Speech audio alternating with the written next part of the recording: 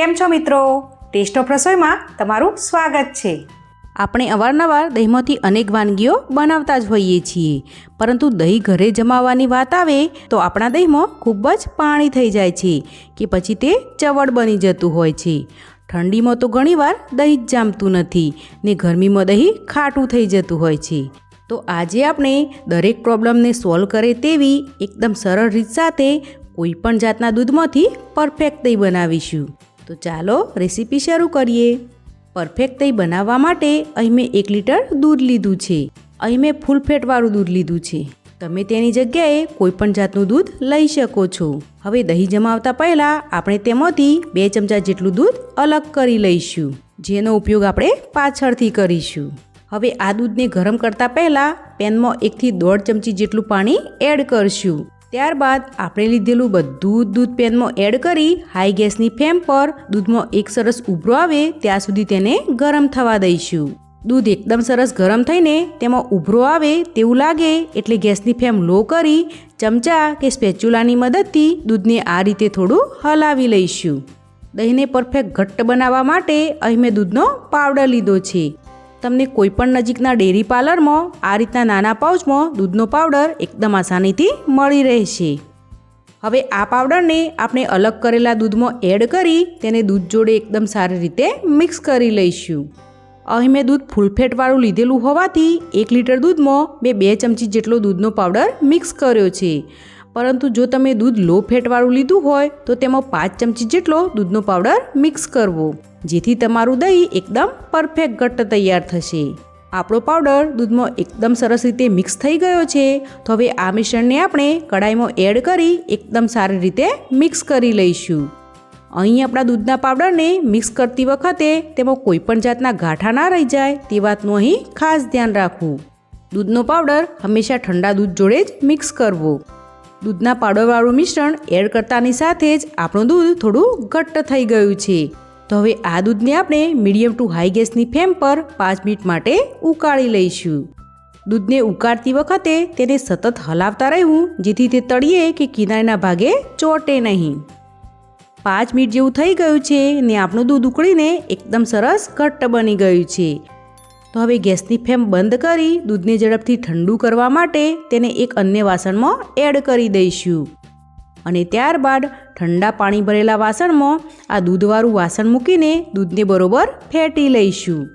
અહીં તમે દૂધને વિસ્કરની મદદથી ફેટીને પણ ઠંડુ કરી શકો છો, અથવા તો આ રીતે ચમચાની મદદથી દૂધને ફેટતા જઈને ઠંડુ કરી લેવું।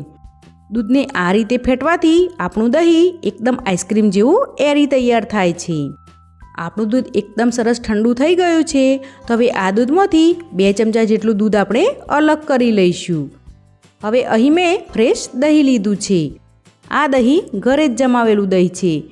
અહીં તમે કોઈપણ જાતના ફ્રેશ દહીંનો ઉપયોગ કરી શકો છો, જેમાંથી આપણે 1 ચમચી જેટલું દહીં અલગ કાઢેલા દૂધમાં એડ કરી દઈશું અને દહીંને દૂધ જોડે બરોબર મિક્સ કરી લઈશું। આ રીતે દહીં માટેનું મેળવણ એકદમ સરસ તૈયાર થાય છે। હવે પરફેક્ટ દહીં જમાવવા માટે મેં અહીં આ રીતનું માટીનું વાસણ લીધું છે।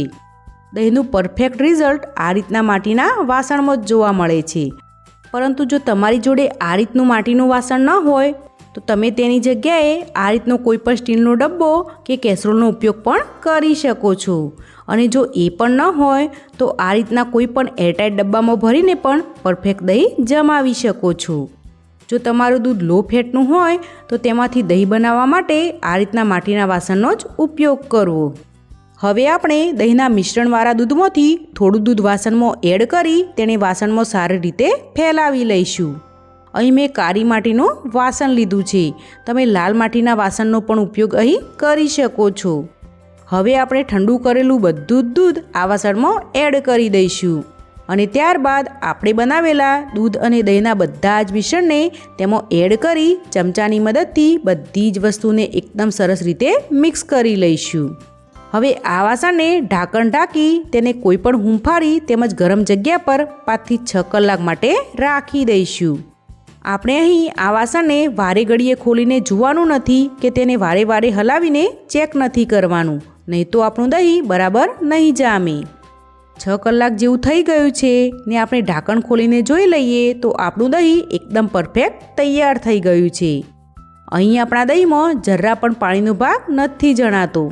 તેમાંથી એકદમ સરસ ચોસલા પાડી શકાય તેવું આપણું ઘટ્ટ દહીં તૈયાર થયું છે.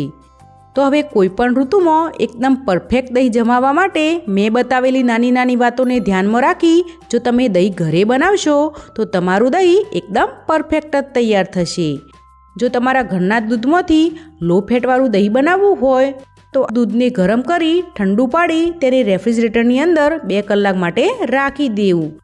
ત્યારબાદ તેના ઉપર જામેલી મલાઈનો ભાગ આ રીતે અલગ કરી લેવું. હવે આપણું લો ફેટવાળું દૂધ તૈયાર થઈ ગયું છે. તો હવે મેં આગળ બતાવેલી પ્રોસેસને ફોલો કરી તમે તેમાંથી લો ફેટવાળું દહીં ઘરે જ તૈયાર કરી શકો છો. જો તમને આજની મારી રેસીપી ગમી હોય તો મારી ચેનલને લાઈક અને સબસ્ક્રાઈબ કરજો અને બેલ આઇકનને દબાવવાનું ભૂલતા નહીં. તો ફરી મળીશું કોઈ નવી રેસીપી સાથે. ત્યાં સુધી આવજો.